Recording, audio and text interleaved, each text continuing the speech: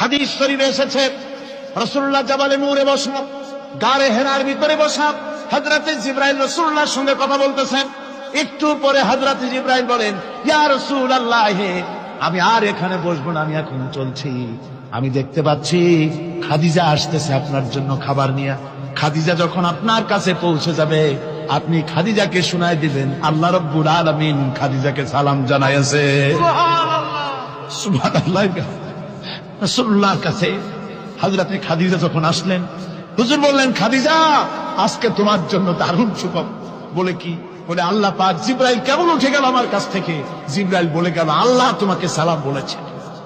হযরত খাদিজা কেঁদে ফেললেন, বললেন, ইয়া রাসূলুল্লাহ, আমার নারী জন্ম সার্থক, আল্লাহ আমাকে সালাম বলেছে।